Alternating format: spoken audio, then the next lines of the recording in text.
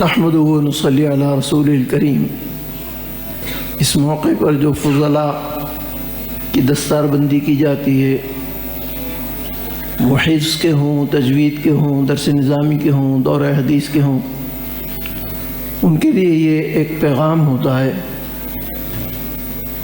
کہ ہم نے تمہیں اس تدریسی ماحول میں یہ تکمیل کا مرحلہ میسر کیا ہے۔ تم نے اس تمام سرمایہ کی حفاظت کرنی ہے۔ اس امانت کا ایک ظاہر ہے، ایک باطن ہے۔ ظاہری طور پر تو وہ علوم ظاہری ہیں جو کتابی شکل میں آپ کے سامنے ہیں، اور باطنی طور پر اسلاف کا وہ طریق اور وہ طرز ہے اور وہ اسلوب ہے جو خاص طور پر اس ادارے کی خاصیت ہے۔ یہ ادارہ ایک خانقاہی نظام کے تحت چل رہا ہے۔ اس ادارے کے اندر جو تربیت ہے وہ کتابی تربیت نہیں ہے، علوم لدنی کی اور علوم روحانی کی یہاں تربیت ہوتی ہے، اور یہاں جو کچھ پیغام دیا جاتا ہے وہ آگے مؤثر نظر آنا چاہیے، آگے محسوس ہونا چاہیے کہ آپ نے اس ادارے میں جو قیمتی وقت گزارا ہے اس کا آپ نمونہ ہیں اور مظہر ہیں کہ آپ مثال ہیں۔ ہر ادارہ جو محنت کرتا ہے اپنے فضلاء پر، وہ فضلاء اس معیار کو نہ صرف یہ کہ زندہ رکھتے ہیں بلکہ آگے بڑھاتے ہیں۔ تو آپ کو بھی اللہ تعالیٰ نے یہ نعمت عطا فرمائی ہے۔ اب آپ کی ذمہ داری ہے، آپ اس ادارے کے اشتہار ہیں، چلتے پھرتے اشتہار۔ یہ اشتہار جو ہے وہ اس ادارے کی نیک نامی کا سبب بھی ہے اور بدنامی کا سبب بھی ہے۔ اگر آپ نے اس حاصل کردہ علم کو آگے عمدہ طریقے سے پہنچایا اور اس کو ذمہ داری کے ساتھ ان فرائض کو ادا کیا تو آپ ادارے کے بہترین اشتہار ہیں۔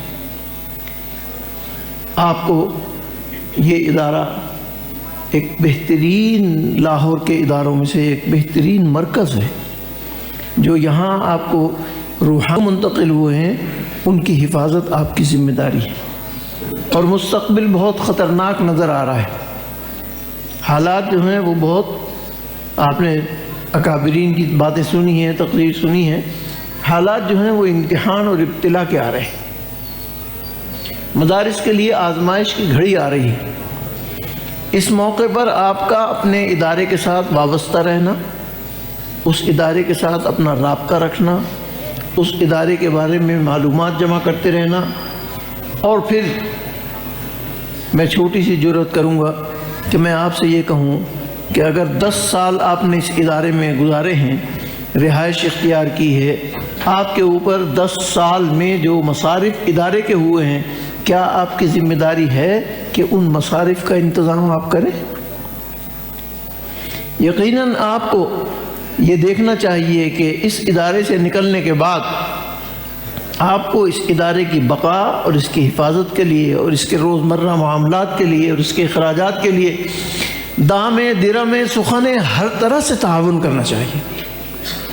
جہاں آپ کے پاس مالی وسائل ہوں وہاں مالی وسائل کا انتظام کیجیے، جہاں آپ کے پاس مالی وسائل نہ ہوں تو آپ دوسرے طریقوں سے اس کے لیے معاونین تلاش کیجیے، ادارے کے معاونین بنائیے، ادارے کے ساتھ اپنا رابطہ مسلسل قائم کیجیے، اور ہمیشہ ادارے کے ساتھ وابستہ رہیں۔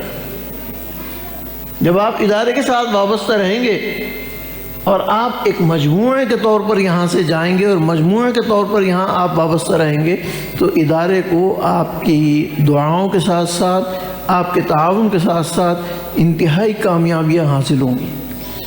آج ہمارے مدارس میں ایک یہ بڑا نقص ہے کہ ہمارے فضلاء فارغ ہونے کے بعد ان ادارے کی طرف لوٹ کر رجوع نہیں کرتے۔